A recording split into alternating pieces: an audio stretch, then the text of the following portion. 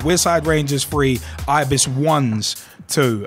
Clark and Mir got the goals for Ibis. Ibis Reserves, aka the Ibis 2s, won 3-2 against Q at home with Bloggy, Phil Obi and Burrows scoring. Bank of England 2, Ibis 3s 3. Watson got 2 and Stevens got 1. And the Ibis 4s, which I'm going to go into the match report in a second, 3 Aline Old Boys 4s 4. Matt Norton, Jordan Mills and Nick Boyd aka Boydie got the goals. Match report from the 4s, it was Ibis FC versus Old Aline's 4s. And we were actually at home at Barnesbridge, Dukes Meadow playing fields. And yeah, it was one of them ones. Our squad was Maxim Baranov in goal. Myself, Liam Angel, aka Straight Shootin LJA, at left back. Carl Bolton at centre back. Kendall Campbell at right back. And we also had Rob Lusher as a late addition. There's a funny story behind that, which I'll get into in a second. But Maxim Baranov was actually late, so we had to switch him over at half time again. Switch keepers. So Johan stepped in and helped us out as well. So we had Rob Lusher and Johan as late additions to the back line. It was Carl Bolton and Rob Lusher at centre back. And if I do say so, Rob is actually very, very good in the air.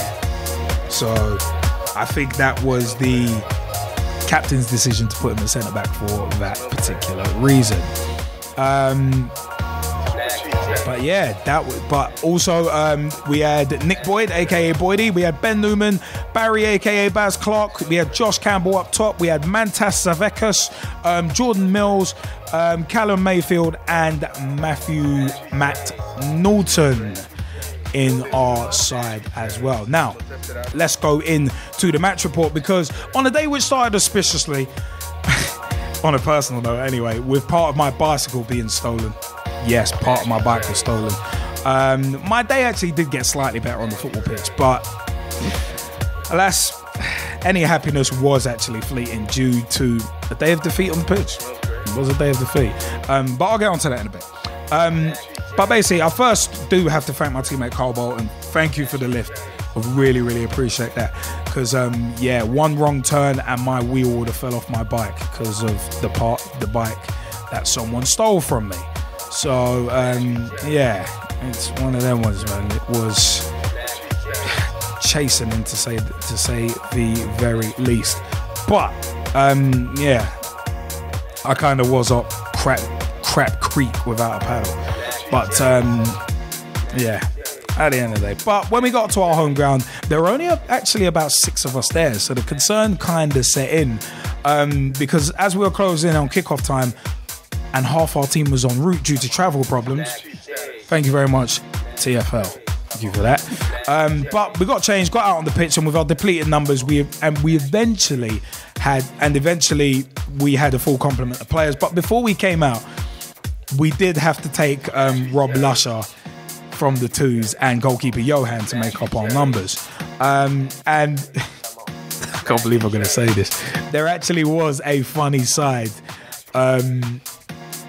when we asked Rob Lusher to come and play for us. He actually came into our changing room looking for the 2 side, because he was originally down to play for the 2s against Q. But we were saying come and play with us, as we were short on numbers. And Rob Lusher's reply, this is why you guys need to get your questions in to pitchtalk@gmail.com for Pitch Talk Beats Rob Lusher, because Rob is an absolutely brilliant guy, as the G-Man will attest to as well. Rob, we were saying Rob, come and play with us, and his reply was, all right, but let me go for a poo first. As soon as he said that, I was like, I'm gonna have to mention that on Monday now, because it was just brilliant. But yeah, it's classic Rob Lusher. But But yeah, we went out onto the pitch, warmed up and started the game with 11 as Matt Norton, Kendall and Josh Campbell turned up a bit late. Kendall and Josh kind of turned up as we were walking out onto the pitch. So it was all good. But onto the game. Our first 20-25 minutes weren't brilliant as we couldn't get hold of the ball and a few bad touches, and we ended up 2-0 down early on. The first of the Lean Old Boys goals coming for a cross from our right, which Rob tried to clear with what he said was a pass round the corner to Matt Norton. But a poor first touch led to a whipped-in cross in which one of their strikers ended up bundling it in.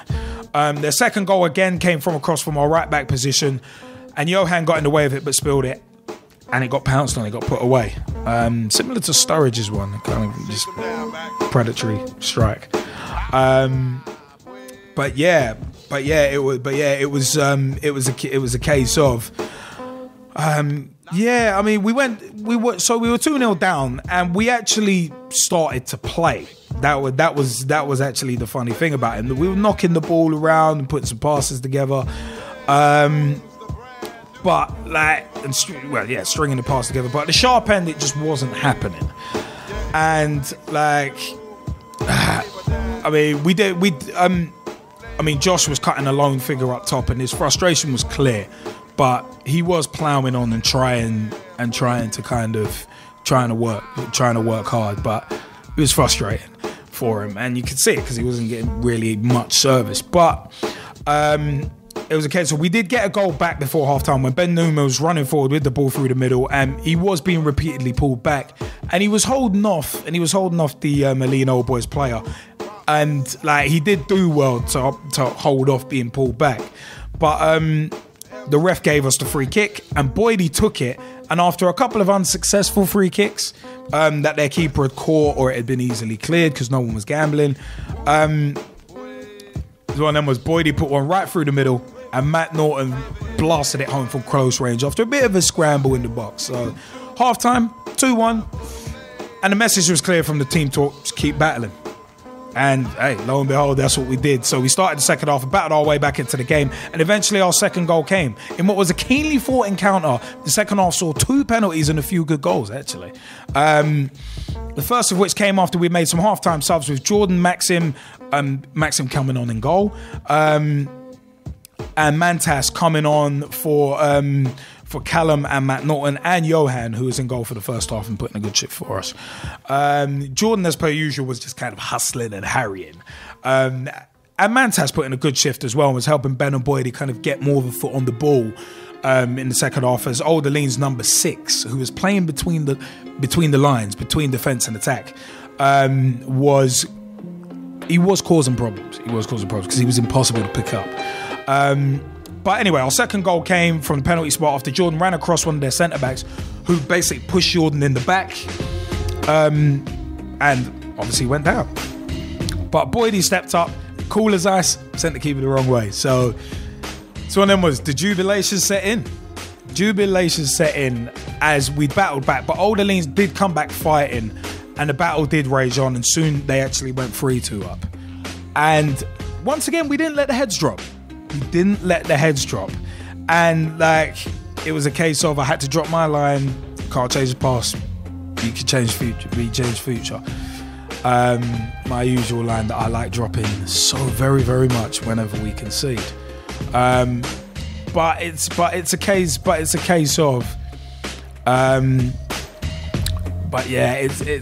a case of we did battle back again, and we got it back to 3-3. And Jordan was the man who got it. And after, I'd love to call it an assist, but it was a clearance from yours truly, Straight Shootin LJA. I literally hoofed it upfield. No one of them was where you're just trying to get it out. If in doubt, get it out. I hoofed it upfield, bounced a couple times, and in all honesty, yeah, as I said, it was a clearance, but it was one of them was Jordan did well actually to control it, get his shot around the keeper, and his shot literally dribbled in. And once again, we were elated, couldn't help it. And I admit this one, I was actually so elated when we scored that I was doing the D-Generation X cross chops. You know what that was? But I was just like, yes, get in. That's exactly what I was doing. That's exactly what I was doing. I was just DX cross chops all the way. But it's one of them ones where I just couldn't contain it. But the funny thing was, my teammate Ben Newman thought I actually was doing Gangnam style crap, and I was like, no, I was not doing that. It was an obligatory wrestling reference, so DX, man, and old school DX as well, man. Circa 97 to about 2000. That DX, not current crap. But anyway, I'll leave that alone. But I did have to explain that after the game in the clubhouse. But we battled back from behind again, but the action and scoring wasn't done because Callum had a speculative effort from a good 25 yards out come crashing off the crossbar. It was very unlucky, actually. And Old Orleans had one crash off the bar themselves. But a bouncing ball came through the middle, and as Rob Lusher, along with a couple of others, were shouting, "Away! Get it away!" Carl Bolton was trying to clear it, but miscued it. And as he went to try and clear it again, he caught their striker, similar to Jonas Olsen's, and the ref pointed to the spot. So they had a penalty which was scored, but due to encroachment, it had to be taken again. And on the second one, Maxim made a good save down to his right. So we got a reprieve. We did get a reprieve. And but just as we all thought we might get a point from this game, their left winger skinned our right back, who was now Barry Clark, after Kendall had come off. He's not naturally a fullback. He usually plays up top as a support striker. And he once again delivered a ball into the corridor of uncertainty, as it were. And two Aline Old Boy strikers were waiting to pounce. I mean, I had one covered, but another one just popped up from midfield out of nowhere. Couldn't do anything about it. So a couple of minutes from the end of the game, they stole the points. And we felt extremely hard done by as we trudged back to the clubhouse, man. For the beers after the game, man. I mean, we trudged back to the changing room for a bit of changing room banter because the showers were actually flooded. So I was saying, has anyone got a rubber ducky? Because that rubber duck would have just been floating around nice and easy. But you could have used a bloody paddle boat to navigate through that. But yeah, man, I gotta say, man, all of us did put in a real shift, and it was a well-contested encounter. There weren't no mouthy J-Brones giving it all that. None of that this time. Because remember, last time we faced this team, I was actually in goal and we lost 4-3. And we had a goal questionably ruled out. But it's a case of, again, we ain't got nothing to show for it. No points. But the disruption before the match with the late arrivals didn't help. But we're just over halfway through the season, so I think it's going to be a battle in the league. Definitely is. Southern Amateur League at the SAL 1907. Follow the Southern Amateur League on Twitter. It's going to be hard in the minor Division 3 that we're in.